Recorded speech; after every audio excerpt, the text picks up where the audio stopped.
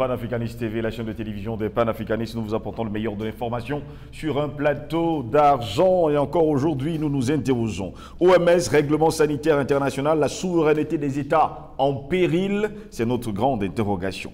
Comme la plupart du monde le sait, l'Assemblée mondiale de la santé a passé les 7 derniers jours à examiner, on va le dire ainsi, les 13 amendements controversés de Joe Biden. Oui, il faudrait bien qu'on le dise ainsi. On parle bien sûr du président américain. Comme la plupart des gens le savent également, eh bien, au règlement sanitaire international, les délégués officiels de pays développés riches comme l'Australie, le Royaume-Uni et les États-Unis se sont prononcés en faveur des amendements ayant exhorté les autres États à se joindre à eux pour renoncer à la souveraineté de leur pays. De qui se moque-t-on? Quel est le pays qui pourrait renoncer à sa propre souveraineté en matière de santé? Le premier signe cependant que les choses pourraient ne pas aller dans le sens des mondialistes est venu le mercredi 25 mai dernier, qui s'est avéré être aussi la journée de l'Afrique. Le Botswana a lu une déclaration au nom de ses 47 membres de l'Afro, disant qu'ils retiendraient collectivement leur soutien aux réformes, ce qui préoccupe beaucoup de nombreux membres africains. Eh bien, mesdames, messieurs, plusieurs autres pays ont également déclaré qu'ils avaient des réserves sur les changements et qu'ils ne les soutiendraient pas non plus. Il s'agit notamment du Brésil, de la Russie, de l'Inde, de la Chine, de l'Afrique du Sud, de l'Iran et de la Malaisie. Le Brésil en particulier a déclaré qu'il quitterait complètement l'OMS plutôt que de permettre à sa population d'être soumise aux nouveaux amendements. En fin de compte, l'OMS et ses partisans de la nation riche ont été contraints de reculer. Ils n'ont pas baissé les bras, loin de là. Au lieu de cela, ils ont fait ce qu'ils font toujours, ils ont carrément pivoté. À leur demande, un nouveau groupe de travail a été convoqué pour faire des recommandations techniques sur les amendements proposés qui seront soumis à nouveau avec le traité sur la pandémie lors de la 77e réunion de l'Assemblée de la santé qui se déroulera en 2024. Il y a également eu beaucoup de résistance de la part des républicains aux États-Unis. Un certain nombre d'entre eux introduisant de nombreux projets de loi donnant au Congrès et surtout au Sénat américain le pouvoir d'annuler tout mandat ou directive de l'OMS émis dans le cadre de tout accord international. L'un intitulé « Pas de traité de préparation à la pandémie de l'OMS sans l'approbation du Sénat » compte 15 co-sponsors et a été présenté au Sénat jeudi par le sénateur républicain Ron Johnson qui a déclaré que la souveraineté des États-Unis n'est pas du tout négociable. Et pendant ce temps, voilà pourquoi nous nous interrogeons pour le continent africain. Qu'est-ce qui se passe? OMS, règlement sanitaire international, la souveraineté des États en péril, c'est notre grande interrogation. Et pour répondre à nos questions encore aujourd'hui sur Panafricaniste TV, nous sommes avec le président Bandakani André. Président Bandakani, bonjour, bienvenue à vous. Bonjour mon cher Jocelyn, le plaisir est mien de me retrouver à tes côtés. J'espère que tu vas bien. Tout va pour le mieux. Mieux. Je connais les vicissitudes de notre combat. Oui. Les gens ne l'imaginent même pas. Quand ils nous voient comme ça, ils n'imaginent même pas ce que ça coûte. Donc c'est pour ça que souvent je prends le soin de demander de vos nouvelles personnelles. Et celle de votre famille. Votre épouse va bien? C'est comment ça allait? Vous m'avez permis de poser une question. C'est vous qui posez les questions ici. C'est normal que vous m'en posiez aussi. Je vous remercie. Donc, je suis content. Je salue toute l'équipe technique de notre belle petite chaîne qui fait son petit chemin, qui avance, pas, lentement mais sûrement. Je voudrais saluer mes copanélistes. Oui. Le format a changé, mais je suis tout ce qu'ils disent, je suis toutes leurs interventions. J'y apprends beaucoup de choses. Je suis très fier de cette communauté de combat que nous constituons. Merci, mon cher Jocelyn, d'avoir pensé que je pouvais être utile. Très heureux de vous avoir d'ailleurs, Président Bandakani. Justement, une grande interrogation. OMS, règlement sanitaire international, la souveraineté des États en péril. Jusqu'à preuve de contraire, eh bien, le président américain Joe Biden est allé justement à l'Assemblée générale de l'OMS. On parle bien sûr de l'Organisation mondiale de la santé. On a passé justement 7 jours à examiner les 13 amendements controversés de ce président américain à la personne de Joe Biden au règlement sanitaire international. Il précise d'ailleurs, je cite, que les délégués officiels des pays développés, riches comme l'Australie, le Royaume-Uni et les États-Unis, se sont prononcés en faveur des amendements et ont exhorté les autres États à se joindre à eux pour renoncer à la souveraineté de leur pays. Quelle est votre réaction? C'est la mission historique de l'OMS qui est en train de se manifester dans tout son étendue. Sous couvert de coordonner, d'organiser la santé à l'échelle mondiale, partage des expériences, circulation de l'information, aide des pays riches aux pauvres en matière de santé. Oui. Le blablabla habituel, sous couvert de cette nécessaire, entre guillemets, coordination de la santé au niveau mondial. L'OMS, pour comprendre ces gesticulations criminelles, il faut remonter à sa création qui est derrière. L'OMS, ce sont les mondialistes, mon cher Ngoz. Ce sont les Rockefeller. Ce sont des mondialistes, avec un dessin clair pour ceux qui ont suivi l'évolution de l'Empire britannique et sa chute, le projet, l'idéologie essentielle de l'Empire britannique, ce qu'on appelait en son temps le socialisme anglais. D'autres l'appellent le fabianisme, c'est-à-dire le mondialisme. Oui. Tous ceux, n'est-ce pas, qui ont analysé l'évolution de l'Empire britannique et la manière dont elle a rebondi en Amérique, aux États-Unis. Rebondi aux États-Unis par le biais de la Chatham House, qui a pour équivalent américain le Council of Foreign Relations. C'est le fameux CFR aux États-Unis, qui, n'est-ce pas, a permis au mondialisme, à travers la finance, la Banque centrale, le contrôle de la Banque centrale américaine et la conquête des profondeurs de l'État américain à travers le complexe militaro-industriel, aujourd'hui le complexe pharmaceutique Big Pharma, comment l'Empire britannique continue de régner et de vouloir dominer le monde. C'est ça qui est en jeu. Donc, la construction de ce qu'on appelle l'espace international après la Deuxième Guerre mondiale, à travers l'érection de l'ONU et toutes ces organisations annexes à l'ONU, dont l'OMS, est la continuité de l'Empire britannique sans, n'est-ce pas, sans le maintien de l'Empire en tant que réalité politique. C'est-à-dire que l'Empire britannique a chuté, a disparu, pour renaître, n'est-ce pas, à travers l'organisation de l'espace international après la Deuxième Guerre mondiale, c'est-à-dire les structures qu'on appelle les structures internationales qui nous gouvernent et que nous avons tant admirées, n'étaient en réalité que la continuation du fabianisme anglais, c'est-à-dire du mondialisme, c'est-à-dire le projet d'établir un gouvernement mondial sous la direction des fils les plus illustres de Satan. Il ne faut plus contourner, il ne faut plus prendre les gants pour dire ces choses-là. On connaît suffisamment leur projet, il ne faut plus faire la fine bouche. Les fils aînés de Satan, dont Macron nous a dit qu'il préparait tous l'avènement de la bête. Donc, ce n'est pas nous qui avons dit ça, c'est M. Macron, le jupitérien, et il n'est pas n'importe qui dans la sphère mondialiste, il est le président de ce qu'on appelle la France. Donc, c'est de cela qu'il s'agit. L'OMS s'inscrit dans cette dynamique-là. Le fait qu'on y ait placé un faux africain criminel, c'est pour faire diversion. Bébé Yesus, c'est un ennemi de l'Afrique et de l'être humain. Tout ça, c'est pour faire diversion, mon cher gosse. Vous avez vu, vous connaissez la prospension des mondialistes. À chaque fois qu'ils veulent faire avancer dans leur crime, de chercher des noirs, c'est-à-dire des masques blancs, des peaux noires, masques blancs, pour vous mettre en avant. Vous allez observer ça. Chaque fois qu'ils veulent faire, depuis au moins 30 ans, quand ils veulent passer... C'est encore plus récurrent aujourd'hui. Oui, c'est encore plus récurrent aujourd'hui. Quand ils veulent aller loin dans leur projet, ils ont toujours besoin de noirs, de prétextes de noirs pour mettre en avant. Donc on ne comprend rien aux enjeux du développement sanitaire international si on enlève l'arrière-fond que je viens de t'avoir là. À savoir que tout ça, c'est le projet mondialiste qui veut se réaliser. Alors, on sait que ces dernières années, ils ont décidé d'accélérer leur agenda pour anticiper sur les conséquences de l'explosion des marchés financiers, d'une crise financière qui aurait créé des conditions politiques qui les auraient échappé. Ils ont donc anticipé à travers leurs agendas qu'on appelle le coronavirus, qui n'est qu'une façade pandémique,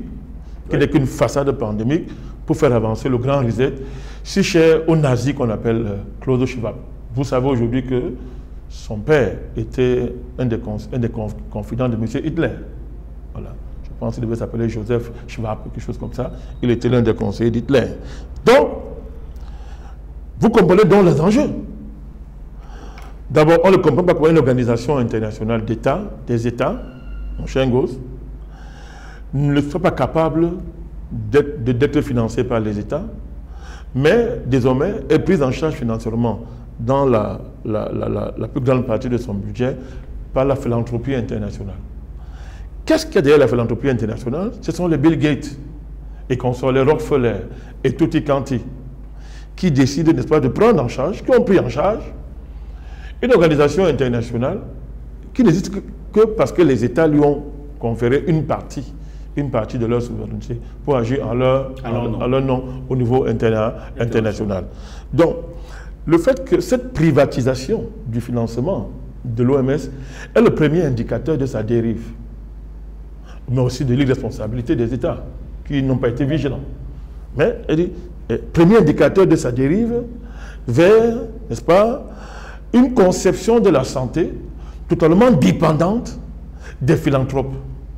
Or, la philanthropie a une histoire.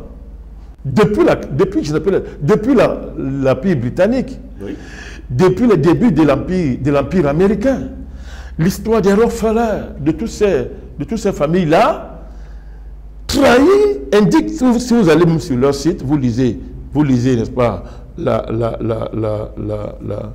le projet des fabianistes, surtout au niveau de la science, depuis Robert Malthus, oui, qui est leur chantre en matière de démographie, n'est-ce pas, et leur conception extrêmement pessimiste de la vie, à savoir que notre univers est condamné, et il est condamné à un froid final qui le fera se détruire, s'effondrer sur lui-même.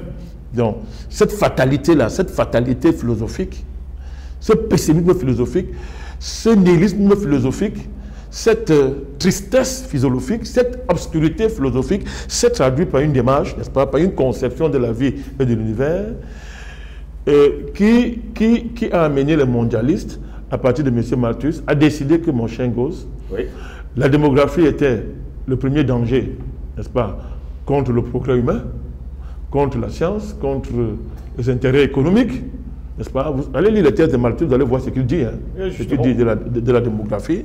Et le danger, n'est-ce pas, a amené, et pour éviter donc ce danger-là, il fallait que, n'est-ce pas, tout l'univers soit recapitulé dans une boîte qu'on a appelée ordinateur.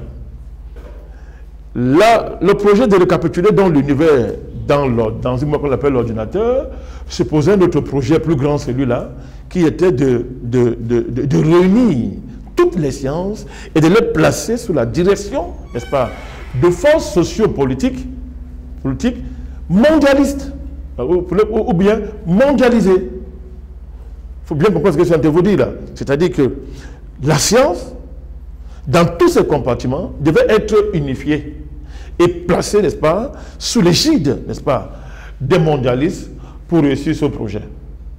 Donc, l'OMS est au cœur de ce projet.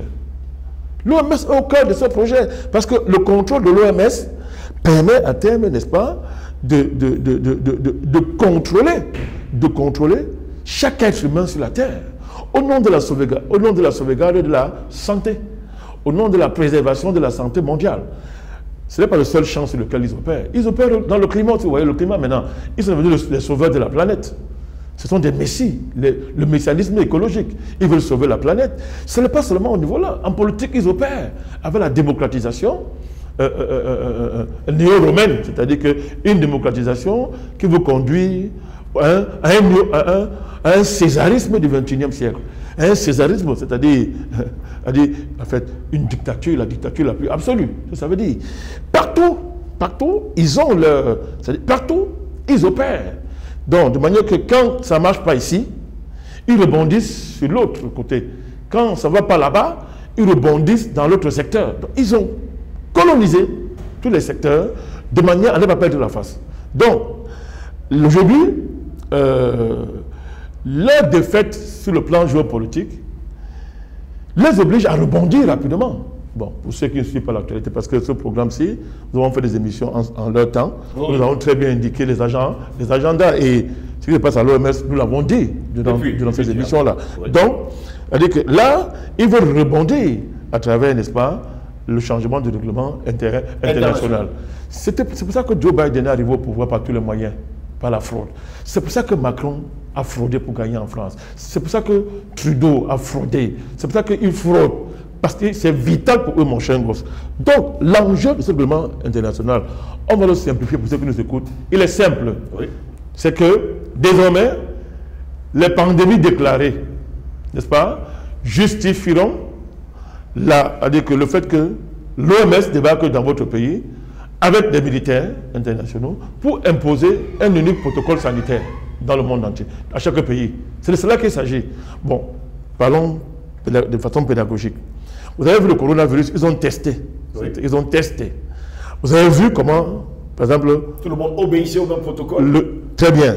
Et comment le Jupitérien s'est comporté. Si on prend le cas du Jupitérien, si on prend de son collègue au Canada, un autre voyou, vous voyez comment ils ont mis en œuvre, n'est-ce pas, ce qu'ils ont appelé la guerre contre la pandémie. Suppression des libertés,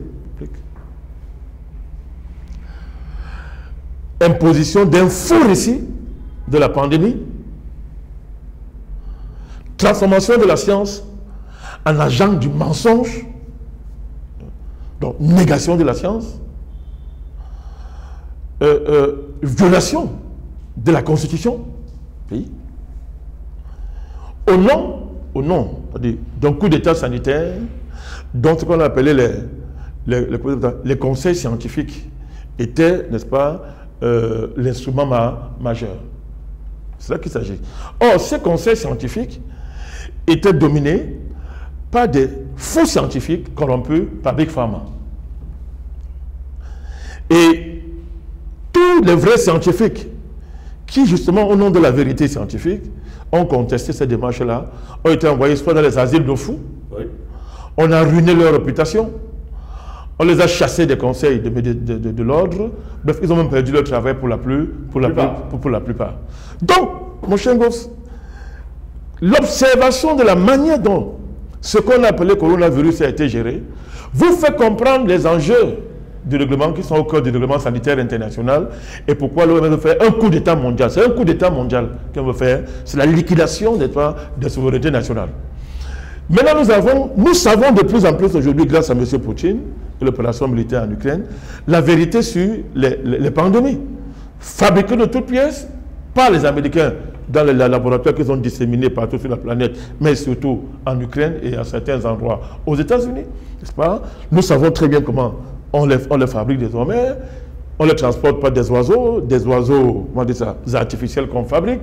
On a étudié le déplacement des oiseaux, comment les oiseaux fonctionnent, les différentes saisons, n'est-ce pas, des oiseaux. On fabrique des oiseaux artificiels, porteuses, n'est-ce pas, des souches des virus.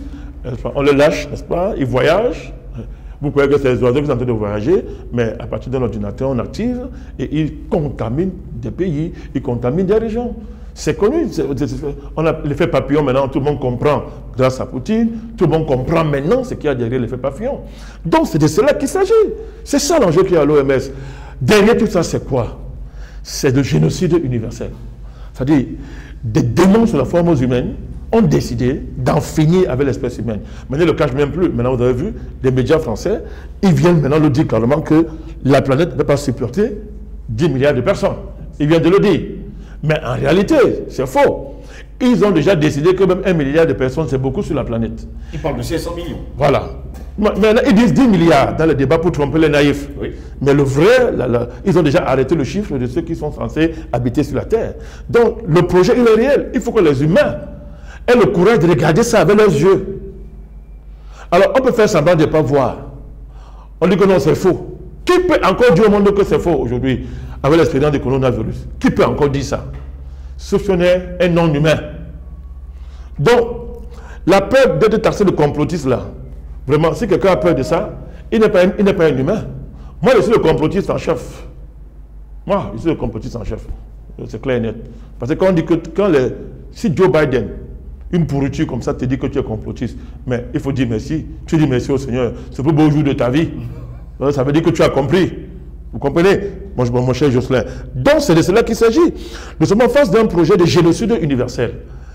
Les génocides impérialistes de l'Occident, qui ont liquidé les Indiens, les Noirs ici et là, sur la planète, préparaient le génocide universel. Cette détestation à l'extrême de l'homme, de l'être humain, tel que Dieu l'a fait et tel qu'il s'est manifesté dans l'histoire, est l'essence même de l'Occident. Est l'essence de son projet qui est en train de culminer avec cette bataille autour du règlement sanitaire à l'OMS. Ce n'est pas une affaire de santé, ils ne connaissent rien dans la santé. Ils ne connaissent rien. Tout ce que le monde Est-ce qu'ils sont là réellement pour la santé? Mais tout ce que le monde a fait jusqu'à présent, ce n'est pas la santé, parce que maintenant nous on voit ce qu'il y a derrière. Voilà, la santé, on a vu toutes ces histoires-là aujourd'hui. Maintenant nous connaissons c'est qu'un médecin. On sait aujourd'hui que les vrais médecins m'excusent. Mais le coronavirus nous a tout appris. Au Cameroun, vous avez vu que tout ce que le Conseil de l'ordre des médecins au Cameroun a proposé pendant le coronavirus, c'était d'aller demander au Premier ministre d'imposer le vaccin dans un pays où il n'y avait pas de malades. Donc, la performance du Conseil des médecins, l'ordre des médecins au Cameroun, voilà sa performance en matière de Covid. Donc, vous avez tout compris. On a tout compris. Notre santé est tellement sérieuse aujourd'hui qu'on ne peut plus la laisser dans les mains des médecins. Est-ce que les pays vont justement se soumettre? Je prends justement le cas par exemple des États-Unis, où le Sénat, et sans oublier la Chambre des représentants, a pris l'initiative que la souveraineté des États-Unis est non négociable. Les pays, dans cette affaire, il y a une hiérarchie de pays. Les États-Unis sont traversés par une dialectique qui oppose, c'est une vieille dialectique depuis la naissance des États-Unis, qui oppose, n'est-ce pas, les mondialistes et les patriotes américains. Donc, les mondialistes sont au pouvoir à travers le criminel qu'on appelle Joe Biden, sont au pouvoir. Donc, il doit mettre en œuvre les agendas mondialistes. Mais la partie patriotique américaine, qui est transpartisan, c'est transpartisan, n'est-ce pas, se bat à travers les républicains, n'est-ce pas, et quelques démocrates se battent, n'est-ce pas, pour empêcher le projet d'avancer. Ce sont eux donc qui sont en train de tout faire pour non seulement le retarder, mais introduire au Congrès des lois qui vont autoriser un prochain président, n'est-ce pas, à remettre en cause tout projet qui attaque la souveraineté des États-Unis. Donc, alors, le clivage là, en fait, il est le clivage politique aujourd'hui majeur dans le monde. Hein. C'est-à-dire, dans le monde aujourd'hui, il traverse tout le pays. C'est le clivage entre les mondialistes, c'est-à-dire, et les patriotes. Donc, les mondialistes surfent donc sur la domination du système international qu'ils ont fabriqué, qu'ils ont conquis à la faveur de la fin de la Deuxième Guerre mondiale, pour faire avancer leur agenda, au nom du droit international, des libertés, des démocraties, bref, tout leur friperie et fanfaronnade qu'ils racontent tout le temps. Là. Donc, les patriotes, dans tous les pays du monde, n'est-ce pas, eux sont obligés de, comment on dit ça, de signer un lien sur la souveraineté nationale, n'est-ce pas, pour préserver l'être humain, pour préserver les civilisations, les racines humaines des civilisations, pour préserver les valeurs, les traditions, les savoir-vivre, les sagesses, n'est-ce pas, multimillénaires que nous avons hérité depuis le premier homme qui est venu sur Terre et qui nous a fait humains. Vous comprenez? C'est le clivage fondamental qu'il s'agit. Alors, les deux camps ne peuvent pas avoir la même vision de l'économie, de la culture, de la société, bref, de tout. Oui. De tout. Donc, c'est clair, c'est-à-dire, mon cher gosse, c'est la division, c'est la fracture violente du monde en deux camps. C'est clair. Toi qui connais les Écritures, ce n'est pas nouveau. Les deux camps, c'est-à-dire que c'est l'affrontement des deux camps. C'est pas la guerre froide, c'est plus que la guerre froide. Parce qu'il est question de savoir des deux camps qui va gagner. Bon, notre camp va gagner parce qu'il n'est pas concevable que les mondialistes gagnent. Ce n'est pas concevable. Ce serait la fin de l'espèce humaine. Mais au profit de quelle espèce? Vous comprenez? Donc l'enjeu, il est là. Donc il y a une hiérarchie de pays. Les mondialistes américains sont très avancés dans ce projet. Vous avez les Français aussi, les mondialistes français. La France qui est colonisée par les mondialistes et qui est dirigée par un jupitérien mondialiste. Le Canada, n'est-ce pas, dans ses façades institutionnelles actuelles, même l'Allemagne, l'Australie, tous ces consorts. Bon, en Afrique, ça ne marche pas. C'est parce que les Africains sont encore des semi-colonies, pour ne pas dire des colonies, n'est-ce pas? Et l'arriération industrielle du continent africain, due au blocage, n'est-ce pas, par les accords coloniaux, fait que le projet mondialiste, pour s'y greffer, mon cher Ngoz, trouve beaucoup de résistance. Résistance objective comme subjective, trouve beaucoup de résistance. Donc, dans tout ça, dans tout ce que je viens de dire, là, dans ce tableau, je voulais faire une remarque importante. Les mondialistes ont plusieurs cartes dans leurs mains. C'est-à-dire qu'ils voient très bien qu'aux États-Unis, il est possible que le plan ne marche pas beaucoup, parce que les démocrates sont très impopulaires et qu'il n'est pas exclu que là, l'élection du mandat en novembre, ils soient battus sévèrement. Oui. Il n'est pas exclu, il voit qu'en Israël, au Moyen-Orient, les rapports de force sont complètement chamboulés et que la supériorité d'Israël, ce n'est plus, c'est une affaire qui ne passera plus, ça ne va plus. Et il voit très bien le retour en puissance de la Russie et de la Chine. Ils ont des cartes en main. Là, ils sont en train de vouloir proposer une réforme de l'ONU pour que la Suisse devienne membre du Conseil de sécurité de l'ONU. Vous voyez donc qu'ils ne dépendent plus du veto américain ou anglais. Mais il faut que la Suisse aussi devienne membre du Conseil de sécurité de l'ONU. Vous vous demandez, mais qu'est-ce que la Suisse vient faire au Conseil de sécurité de l'ONU? C'est la nation mondialiste par excellence. Oui. Par excellence. Ils ont déclaré comme ça. Ils veulent donc modifier le règlement sanitaire international. Et un des enjeux de la guerre en Ukraine, du conflit ukrainien, vous voyez, c'est la même mise des mondialistes sur l'Europe surtout. L'Europe surtout. Et leur projet, c'est la radicalisation, n'est-ce pas, du projet de digitalisation et de numérisation de toute la vie humaine. Ils appellent ça l'intelligence artificielle. Oui. De toute la vie humaine. Alors l'Europe, c'est clair, ils vont biométriser la carte d'identité, désormais même la plupart des appareils que vous utilisez seront greffés dans votre corps. Oui. La transhumanité, le transhumanisme dans votre corps. Vous voyez comment on chasse la Russie du système SWIFT, c'est-à-dire que ils ont terminé avec les sanctions, mais le monde entier a pu voir ce qu'on appelle le système SWIFT, qui est avec la Banque des règlements internationaux, le système de Bâle, qui était justement, on appelle ça, les dernières clés par lesquelles ils tenaient, n'est-ce pas, le monde. C'est-à-dire que si vous défiez ces gens-là, ils vous asphyxient, ils vous tordent le cou avec les sanctions financières. Parce qu'ils ont mis en place, on appelle ça, une ceinture technologique qui permet de contrôler les financements, qui les permettait de contrôler les finances mondiales. Donc, ils se préparent au point où, s'ils perdent, même au niveau international, ils vont se rabattre en Europe. Ils espèrent se rabattre en Europe. Donc, c'est l'enjeu du règlement sanitaire international. Si on voit ça seulement du point de vue de la santé à l'état brut, on ne comprend rien. C'est le projet mondialiste qui est en jeu. C'est ce projet de génocide universel qui est en jeu. Liquidation de l'espèce humaine, son remplacement par une espèce que moi et vous, on ne sait pas à quoi il va ressembler. On ne connaît pas, mais qu'eux, ils savent, le transhumain, et Elon Musk vous a dit, moi et vous, nous devons faire des émissions sur le projet de Elon Musk. L'homme augmenté, n'est-ce pas, depuis son cerveau. Donc c'est de cela qu'il s'agit. Vous voyez, à Davos, tout ça, ce qui était au cœur de Davos, c'était quoi? Préparer les humains aux emplois artificiels de demain. C'est-à-dire que, évidemment, comme ils sont trop chantés, ils disent que non, il faut tout faire pour que, n'est-ce pas, il n'y a pas beaucoup de chômage, que les gens s'adaptent, n'est-ce pas, aux nouveaux métiers de demain, qui seront des métiers de l'intelligence artificielle.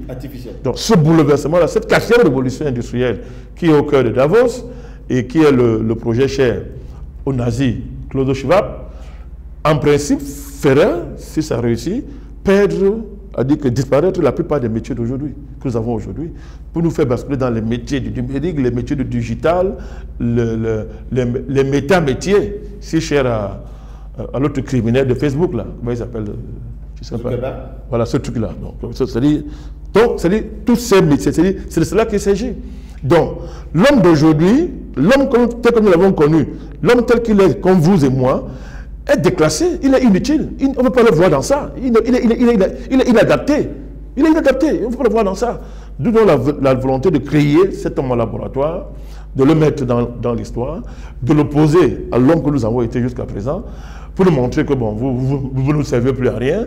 Nous, on est dans un capitalisme maintenant digitalisé. Nous sommes dans le métacapitalisme, n'est-ce pas, digitalisé.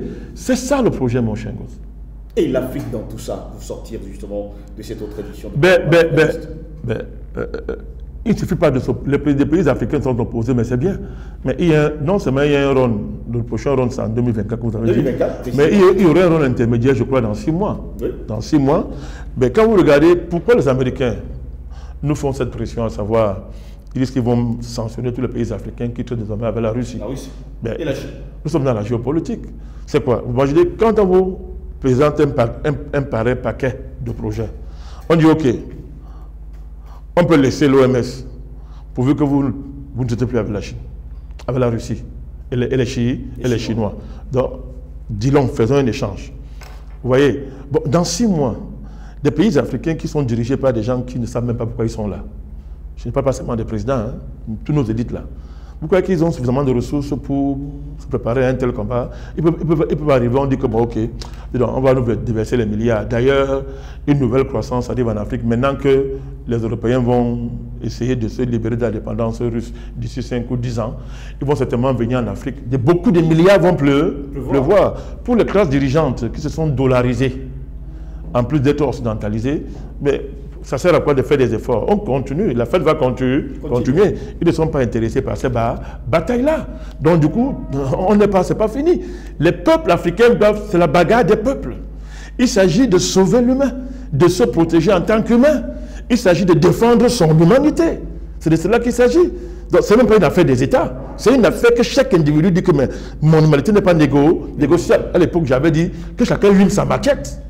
Donc, ça dit que ce n'est pas négociable. Donc, il faut que nous, les panafricanistes, nous renforcions la conscientisation à ce niveau-là pour continuer à mettre extrêmement de pression sur nos dirigeants. Bon, que ces tensions ont quand même fait des bonnes choses. On a vu à la faveur de la crise ukrainienne, quand même qu'il y a eu une démarche, n'est-ce pas, visant à dire niet à l'Occident. C'est bon. Mais il faut être vigilant parce qu'ils vont revenir et ils ont de l'argent. Ils ont des milliards maintenant qu'ils vont débloquer pour aider les pays à se verdir. Vous savez, cette affaire de l'économie verte, cette affaire-là. Oui. L'économie verte, c'est l'économie des mondialistes. Hein. L'économie mondialiste, c'est quoi l'économie verte?